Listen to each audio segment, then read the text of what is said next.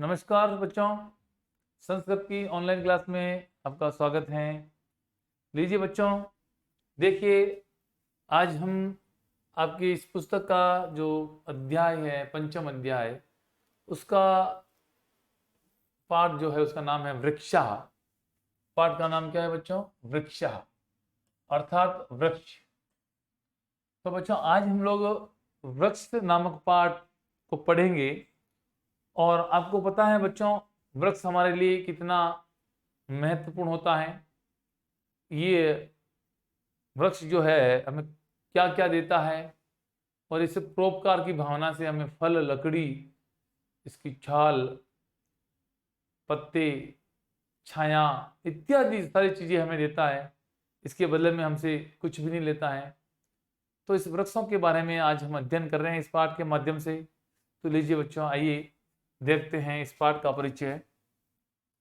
प्रस्तुत पाठ में कवि ने श्लोकों के द्वारा वृक्षों के महत्व को बताया गया है।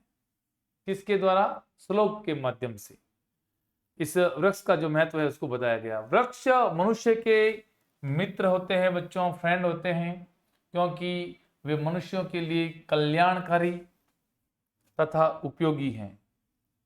वृक्षों से ही वनों का निर्माण होता है बच्चों, वृक्षों से ही वनों का निर्माण होता है। वृक्षों की शाखाओं पर बैठे हुए पक्षी मधुर कलरव करते हैं बच्चों। आप सबको पता है कि वृक्ष की शाखाओं पर बैठे बैठे पक्षी जो है कलरव करते रहते हैं, मनोरंजन करते रहते हैं। मानव वृक्ष मनुष्यों का मनोरंजन करने के लिए मधुर गान कर रहे हो। कवि ऐसा बोलता है कि मानो ऐसा लगता है कि वृक्ष मनुष्य का मनोरंजन करने के लिए मधुर गान करते हैं। यानी कि वृक्षों पर बैठे बैठे जो पक्षी है वो कलरव करते हैं, गान गाते हैं। तो ऐसा लगता है कि वृक्ष हमारे लिए वो मनोरंजन का काम करता है, गान गाता है। वृक्ष स्वयं तो केवल पानी और वायु को ही ग्रहण करते हैं, किंतु वे मनुष्य के लिए छाया भी देते हैं, फल भी देते हैं, लकड़ी भी देते हैं। और इसके अलावा तो एक इम्पोर्टेंट चीज जो हमें देते हैं बच्चों वृक्ष, वो है हमारी प्राणवायु। बच्चों ये प्राणवायु जो है, जिसको हम ऑक्सीजन भी कहते हैं, और जिसका जो रासायनिक सूत्र साइंस के अनुसार O2 होता है, तो ये O2 जो हमें मिलती है वो वृक्षों के माध्यम से मिलती है। हमारी प्राणवायु हमें वृक्षों के माध्यम से मिलती है।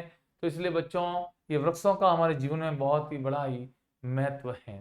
तो बच्चों लीजिए, इस वृक्ष नामक पाठ से हम लोग क्या सीखेंगे, क्या पढ़ेंगे, आगे बढ़ते हैं। इस पाठ का श्लोकों के माध्यम से हम पढ़ेंगे इसको, इसका हिंदी अनुवाद भी करेंगे। तो लीजिए बच्चों, देखिएगा पाठ वृक्ष। वने वने निवसंतो वृक्षौ वनम वनम रचयन्ति वृक्षः। क्या बोल रहे हैं बेटो? वने वने निवसंतो वृक्षौ वनम वनम रचयन्ति वृक्षः। बच्चों इसमें यह बताया गया है कि वने वने निवसंतो वृक्षौ, कि वने वने निवसंतो, वने वने का मतलब वन वन में, जंगल जंगल में, निवसंतो वन निवास करते हैं, वृक्षो यानी वृक्षः।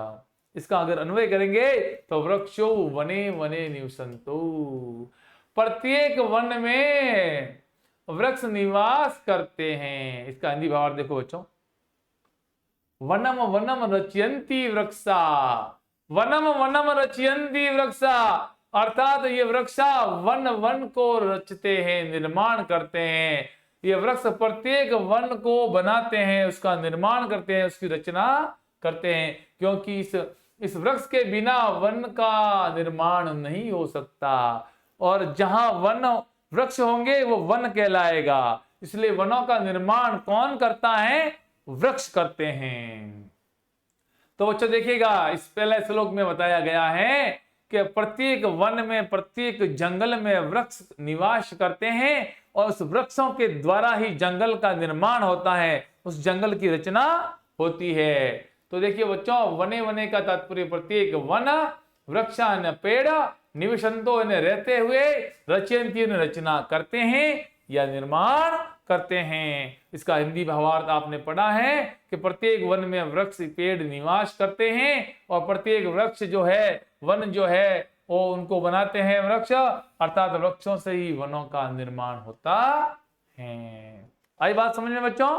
तो ये था आपका पहला श्लोक वृक्षा नामक पाठ का। तो लीजिए आगे बढ़ते हैं बच्चों दूसरे श्लोक की ओर। दूसरा श्लोक क्या कह रहा है, आइए देखते हैं। शाखो दोलासीना विहंगाः ते किमपि कुंजन्ति वृक्षाः। बच्चों इसमें बताया गया है शाखा दोला। बच्चों दोला शब्द का अर्थ हमने अपने जो पाठ पहला और दूसरा पढ़ा था उसके अंदर पढ़ा था। दोला का मतलब होता है बच्चों झूला। क्या होता है? झूला। शाखा दोला सीना विहंगा।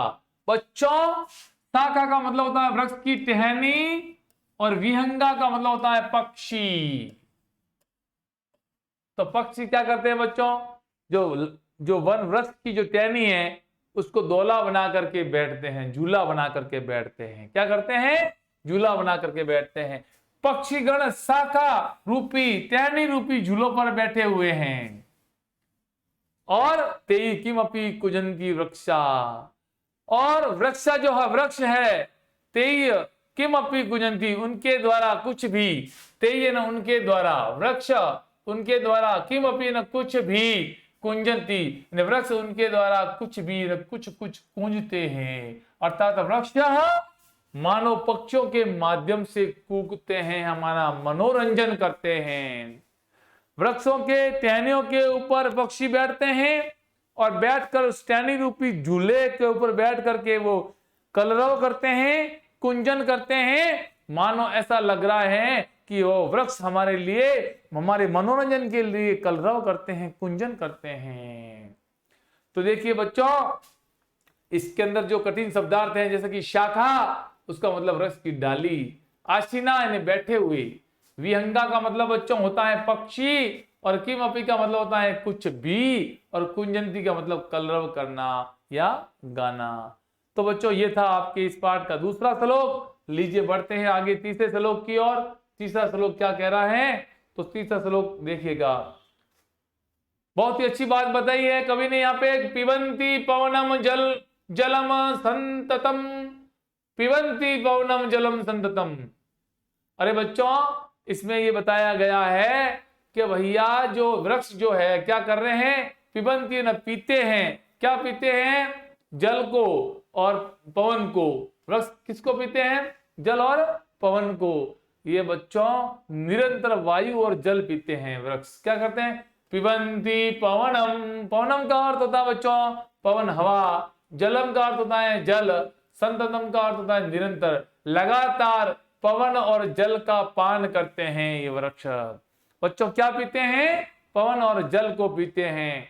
साधु जनायु सर्वे वृक्षा। ये किसके समान? ईव का मतलब होता है समान। किसके समान? साधु पुरुषों के समान, संत लोगों की तरह। सर्वे वृक्षा ये सभी वृक्ष केवल मात्र पवन और जल का पान करते हैं, तब बाकी सब तपस्या करते हैं। तो बच्चों इस श्लोक में बताया गया है कि सर्वे वृक्षा साधु जना इव, सभी वृक्ष सज्जन पुरुष की तरह पवनम जलम संततम पिबती, पवन और जल को लगातार पीते हैं। बच्चों पिबंती शब्द का अर्थ होता है पीते हैं, पवन का अर्थ होता है वायु, जलम का अर्थ होता है पानी, साधु जना संत या सज्जन, इव समान की तरह, सर्वे न शब्ह।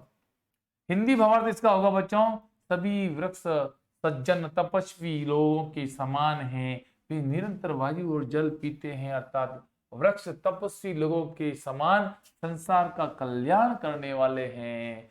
तो बताइए बच्चों वृक्षों को किसकी तुलना बताई गई है, किसकी तुलना दी गई है? संत पुरुषों की, तपस्वी लोगों की। जिस प्रकार से तपस्वी लोग, संत लोग इस संसार का कल्याण करने वाले होते हैं, उनके समान भी वृक्ष हमारा इस संसार का कल्याण करने वाले होते हैं। ये केवल मात्र जल और पवन का पान करते हैं। तो इस प्रकार से बच्चों ये था आपका तीसरा श्लोक। लीजिए पढ़ते हैं चौथा श्लोक क्या कहता है। तो ध्यान दीजिएगा बच्चों चौथा श्लोक क्या कह रहा है। इस प्रसन्ति पादेय पातालम च न शीर्षु वहन्ति वृक्षा। बच्चों ये चौथा श्लोक जो आपका कह रहा है कि वृक्षा पादेय पातालम, वृक्षा, तो ये वृक्ष जो है ना, देखो अन्वय करेंगे तो सबसे पहले शब्द आएगा वृक्षा, इसको हम पहले लेंगे एक नंबर पे वृक्षा।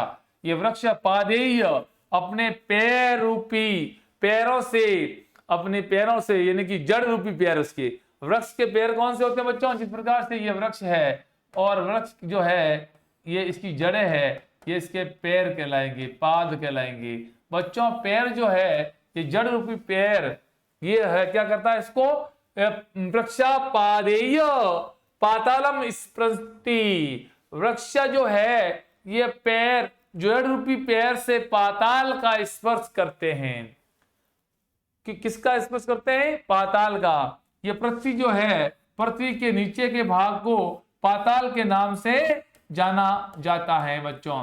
तो ऊपर के भाग को आकाश के नाम से जाना जाता है। तो ये वृक्ष जो है, वृक्ष जो नीचे जमीन के नीचे इसकी जड़ें फैली हुई है, ये है जो पाताल को स्पर्श करते हैं। तो ऊपर वाला भाग किसको स्पर्श करेगा? आकाश को। तो बच्चों ऊपर के भाग को वृक्ष का सिर कहेंगे और नीचे वाले भाग को वृक्ष का पैर कहेंगे हम लोग। तो देखिए बच्चों वापस, इस प्रसन्ति पादेय पातालम च नभ शीर्षु वहन्ति वृक्षा, यानी कि वृक्षः पादेय अपने जड़ रूपी पैरों से पातालम स्पृशन्ति च पाताल को स्पर्श करते हैं और शीर्षु च नभ वहन्ति। शीर्षु का मतलब सिर से और नभ का मतलब होता है बच्चों आकाश। और सिर पर आकाश को क्या करता है? वो वहन्ति, वहन करता है। सिर पर किसको धारण करता है? वो आकाश को धारण करता है और अपने पैरों से यानी कि जड़ रूपी पैरों से वो पाताल को स्पर्श करता है। तो इस प्रकार से बच्चों इस श्लोक का अर्थ ये हो गया कि वृक्ष जड़ रूपी पैरों से पाताल का स्पर्श करते हैं और सिर पर है ना आकाश को वहन करते हैं, ढोते हैं। तो इस प्रकार से बच्चों इस श्लोक का ये सामान्य अर्थ हो गया। और इसके कठिन शब्द जो है वो इस प्रकार से हैं। स्पृशन्ति का मतलब होता है छूते हैं, पादेय का मतलब पैरों से अर्थात जड़ों से, पाताल का मतलब पृथ्वी के नीचे का जो लोग है उसको पाताल लोग कहते हैं, नभ का मतलब बच्चों आकाश होता है और शीर्षु का मतलब सिरों पर, और वहन्ति का मतलब वहन करते हैं या ढोते हैं। इस प्रकार से बच्चों ये आपका चौथा श्लोक कंप्लीट हुआ। तो लीजिए बढ़ते हैं पांचवें श्लोक की ओर। पांचवा श्लोक आपका क्या कह रहा है? तो ध्यान दीजिए बच्चों, पांचवें श्लोक के अंदर ही बताया गया है पयो दर्पणे स्वप्रतिबिंबम, पयो दर्पणे स्वप्रतिबिंबम कौतुकेन पश्यन्ति वृक्षाः। बच्चों ये कह रहे हैं, पांचवा श्लोक आपको बता रहा है पयो दर्पणे स्वप्रतिबिंबम कौतुकेन पश्यन्ति वृक्षाः। पयो दर्पणे, बच्चों पय का मतलब होता है जल, पानी। ये पानी रूपी जो दर्पण है, जो आईना है, इस पानी रूपी आईने में स्वप्रतिबिंबम, अपना प्रतिबिंब।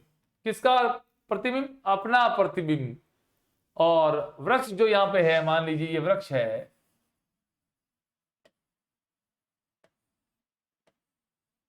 अब ये वृक्ष जो है, यहां मान लीजिए कोई एक पोखर है। पोखर का मतलब बच्चों होता है तालाब। यहां पे तालाब है, इस तालाब के अंदर बच्चों वृक्ष का क्या होगा? यहां पे वृक्ष का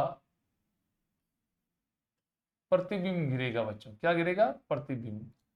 तो ये जो वृक्ष है पय रूपी दर्पण में, इस पानी रूपी दर्पण में, आईने में अपना क्या देखता है? यह प्रतिबिंब देखता है बच्चों। पयो दर्पणे, जल रूपी दर्पण में, ये वृक्ष है जो जल रूपी दर्पण में, शीशे में, आईने में अपना प्रतिबिंब मैंने अपनी परछाई को देख करके कौतुकेन पश्यन्ति वृक्षा, उत्सुकता से देखते हैं। अपनी परछाई को कौतुक के साथ में देखते हैं, उत्सुकता के साथ में देखते हैं। देखिए बच्चों ये वृक्ष हैं, सामने पानी का पोखर तालाब है और इसके अंदर पानी के अंदर वृक्ष की परछाई जो है, तो ये पानी रूपी जो दर्पण है उसके अंदर अपनी परछाई को बड़ी कौतूहल उत्सुकता के साथ में देखते हैं। क्या बताया इन्होंने? तो तो वापस देखिएगा, वृक्ष जल रूपी दर्पण यानी शीशे में अपनी परछाई को उत्सुकता यानी आश्चर्य से देखते हैं। तो बच्चों इसके कुछ है ना शब्दार्थ देखिएगा, पयो दर्पणे जल रूपी दर्पण में स्वयं अपने प्रतिबिंब में अपने प्रतिबिंब या छाया या अपनी आकृति कौतुक के आश्चर्य के साथ में, और पश्यंती का मतलब होता है बच्चों देखना। तो बच्चों ये आपका 5वां श्लोक पूरा हुआ। और देखिए बच्चों इसका लास्ट श्लोक जो है वो क्या कह रहा है, ध्यान से सुनिएगा और समझने का प्रयास कीजिएगा। वृक्षा पाठ का लास्ट श्लोक कह रहा है, प्रसार्य स्वच्छ छाया संतरणम कुर्वन्ति सत्कारम वृक्षाः। प्रसार्य बच्चों, प्रसार्य का अर्थ है फैलाना। और क्या फैलाना, संस्तरणम। बच्चों संस्तरणम जो शब्द है, संस्तरणम का अर्थ होता है बच्चों बिस्तर, और स्वच्छाया अपनी छाया सा, छाया रूपी बिस्तर को फैलाना। तो वृक्षा, ये वृक्ष स्वच्छाया संस्तरण प्रसार्य, ये वृक्ष जो है अपनी छाया रूपी बिस्तर को प्रसार्य न फैला करके सत्कारम कुर्वन्ति, सत्कारम करते हैं। क्या करते हैं बच्चों, सत्कार करते हैं। तो देखिएगा इसका वापस इसका अर्थ देखिएगा, प्रसार्य स्वच्छ छाया संस्तरणम कुर्वन्ति सत्कारम वृक्षाः।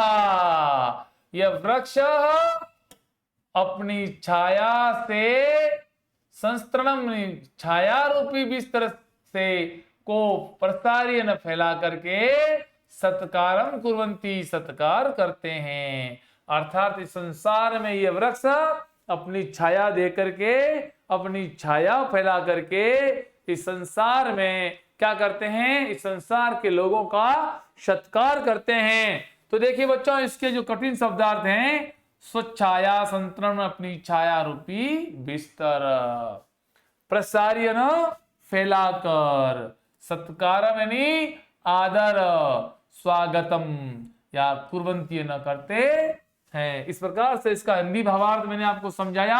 फिर से देखिएगा, वृक्ष अपनी छाया रूपी बिस्तर को फैला करके लोगों का सत्कार करते हैं, अर्थात वृक्ष लोगों को छाया प्रदान करते हैं, अतः वे अत्यंत ही क्या है, उपकारी हैं। तो बच्चों देखिएगा, इसी के साथ में आपका आज का यह लेसन पूरा हो गया है। तो लीजिए बच्चों इसके जो प्रश्न उत्तर हैं वो करेंगे अगली क्लास में। तब तक के लिए नमस्कार, धन्यवाद।